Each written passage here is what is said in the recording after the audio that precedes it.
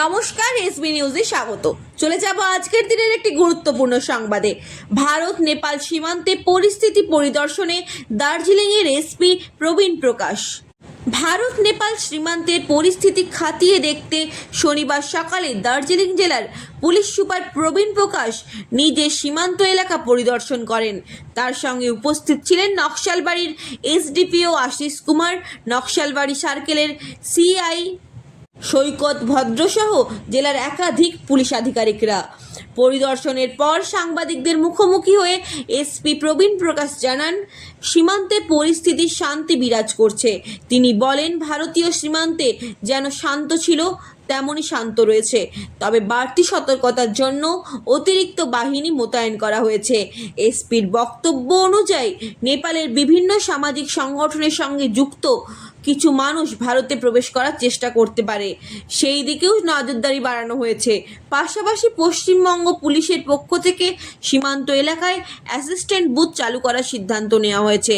প্রবীণ প্রকাশ আরও জানান, সীমান্তের ওপার থেকে মানুষ ভারতে প্রবেশ করছে। যারা ভারতে আটকে ছিলেন তাদেরকে নেপাল ফিরে যাওয়ার প্রক্রিয়াও চলছে।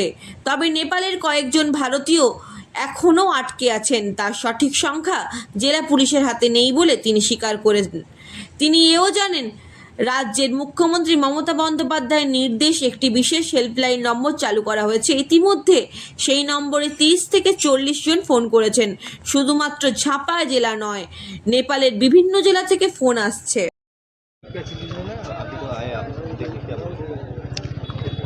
इंडिया साइड में जो पीस था अभी भी एकदम वैसे ही का वैसे ही पीस है। एंड हम बस एक एक्स्ट्रा यहाँ विजिलेंस रखे हुए हैं नाका पे, और बाकी जो चेकिंग कर रहे हैं पुलिस का हम लोग, ताकि कुछ भी अनसोशल एलिमेंट जो नेपाल साइड से इंडिया में आने की कोशिश करेंगे ताकि हम उनको रोक पाएँ। बाकी इसके अलावा हम लोग एक पुलिस असिस्टेंट बूथ चालू कर रहे हैं वेस्ट बंगाल पुलिस के द्वारा। जो लोग वहाँ पे हमारे फंसे हुए हैं नेपाल साइड में, वो अगर आ रहे हैं, उनको जो असिस्टेंस चाहिए, थोड़ा बहुत मतलब काफ़ी दिन से फंसे हुए हैं, एक पैनिक सिचुएशन भी होता है उनके मन में, तो हम लोग एक असिस्ट करके उनको डेफिनेटली एक सांत्वना देंगे। एंड जो कुछ सर्विस दे सकते हैं हम लोग, वो थोड़ी देर में पुलिस स्टेशन को चालू करने वाले हैं हम लोग यहाँ पे।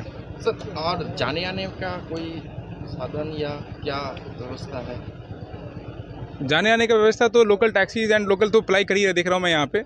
तो जो भी इंडियंस आ रहे हैं, आई कैन सी दैट यहाँ पे local taxis and auto and toto हैं, तो उनका अवेल करके वो लोग मूव कर रहे हैं। वो लोग तो नेपाल से कोई आ रहा है क्या इधर? नेपाल से लोग आ रहे हैं। हमारे जो वहाँ पे कुछ लोग फंसे हुए हैं, इंडियन साइड के जो लोग हैं, वो कुछ लेबरर्स हैं, कुछ मेडिकल पर्पज के लिए गए हुए थे, कुछ टूरिज्म के लिए गए हुए थे। ऐसे कुछ लोग हैं जो वहाँ से आना चाह रहे हैं, तो हम लोग उनको आने दे रहे हैं। एंड बट एक ड्यू वेरिफिकेशन कर ले रहे हैं कि कोई अनसोशल एलिमेंट ना आ जाए उनके गाइज में। तो नेपाल का रेसिडेंट कोई आ रहा है क्या इंडिया में? नेपाल है कुछ रेजिडेंट जिनको बहुत मेडिकल इमरजेंसी है, ऐसा कुछ है, उनको डिसीजन लेकर के जो हमारा एसएसबी जो सिस्टर यूनिट है वो डिसाइड करके छोड़ रहे हैं। कितना इंडियन वहाँ पे फंसे हुए हैं? ऐसे कोई हमारे पास वैसा कोई फिगर नहीं है, क्योंकि हम लोगों ने एक हेल्पलाइन नंबर चालू किया है कल रात में ऑनरेबल सीएम वेस्ट बंगाल के डायरेक्शन में। एंड उस हेल्पलाइन नंबर हमें कम से कम कॉल्स जो फंसे हुए हैं लोग, not only in the neighbouring Jhapa district, even in remote part of Nepal, जो बाकी विराटनगर, पोखरा, काठमांडू जगह हुआ, वहाँ पे कुछ लोग फंसे हुए हैं। अराउंड 30 से 40 कॉल हमारे पास इधर आ रहा है। रात में लेट नाइट चालू किया हम लोगों ने, and we have been providing them assistance, and उनको जो भी ज़रूरत है उनका हम देखभाल कर रहे हैं। Thank you. কি নাম আপনার? আমার নাম তাপস থকদার। আমার দিদি, হ্যাঁ, কি নাম দাদা আপনার? তাপস থকদার। নেপালে কি পরিস্থিতি, নেপালে পরিস্থিতি এখন খারাপ আছে। কতটা ভয়? ভয় যা আছে আছে, কিন্তু এখন মানে সব মাঙ্গাই হয়ে গেছে, আর তারপরে গ্যাস ট্যাস নাই, কি বলবো আর কি। মানে খাওয়া দাওয়ার খুব অসুবিধা? খাওয়া দাওয়ার হ্যাঁ অসুবিধা আছে, যা ছিল বাড়িতে খাইছি 2 দিন ধরে, আর এখন কিনা গেলে সব মাঙ্গাই না, গ্যাস নাই।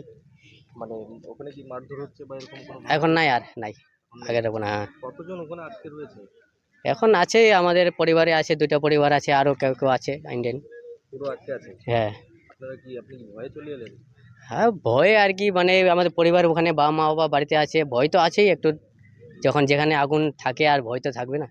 কতটা ভয় দাদা? হ্যাঁ, ভয় আছে। মেয়েকে নিয়ে এলেন দেখে? হ্যাঁ, মেয়েকে নিয়ে আসলাম, এটা আমার মেয়ে। ওখানে কতজন আটকে আছে এখন? আছে, আরও আছে, লোক বলতে পারছি না এখন। আমাদের পরিবারে 2-3 জন আছে আরও। ওখানে কোনো সমস্যা হয়েছে? না, আমাদের প্রতি কোনো সমস্যা নাই। কি পরিস্থিতি ওখানে দাদা?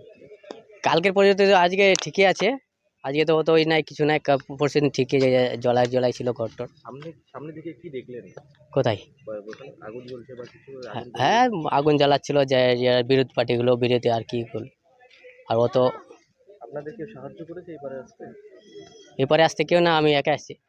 আসতে অসুবিধা হয়নি? না না, কোথা থেকে এলেন আর কোথায় যাবেন? কাকরভিটা থেকে আমি কাঠিয়া ডিস্ট্রিক্টে যাব।